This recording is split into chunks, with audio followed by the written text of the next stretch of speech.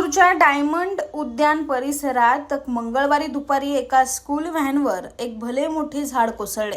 या दुर्घटनेत एका विद्यार्थ्याचा मृत्यू झाला आहे, तर यामध्ये 4 विद्यार्थी जखमी झाले असून त्यांच्यावर परिसरातील एका खासगी रुग्णालयात उपचार सुरू आहेत। मंगळवारी दुपारी 3:15च्या सुमारास ही घटना चेंबूरच्या सेंट अँथनी हायस्कूल परिसरातील 11वा रस्ता येथे घडली। टिळकनगर परिसरात असलेल्या युनिव्हर्सल विद्यालयाचे विद्यार्थी घेऊन ही व्हॅन परिसरात मुलांना घरी सोडण्यासाठी आली होती। याचवेळी 11व्या रस्त्यावर असलेले एक जुने झाड अचानक या व्हॅनवर कोसळले। यावेळी या व्हॅनमध्ये 12 ते 15 विद्यार्थी होते। व्हॅनच्या मागच्या बाजूला हे झाड पडल्याने यामध्ये 5 विद्यार्थी पूर्णपणे अडकले होते।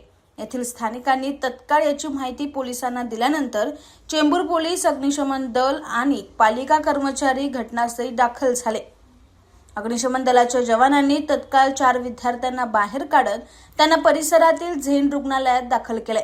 मात्र मागच्या बाजूला असलेला विहान श्रीवास्तव हा मुलगा यामध्ये पूर्णपणे अडकला होता।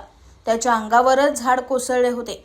अग्निशमन दलाच्या जवानांनी मोठ्या प्रमाणात प्रयत्न करून देखील त्याला बाहेर काढले नाही।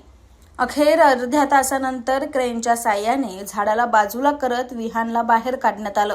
त्यानंतर त्याला तत्काळ झेन रुग्णालयात दाखल केले, मात्र उपचारापूर्वीच त्याचा मृत्यू झाला होता।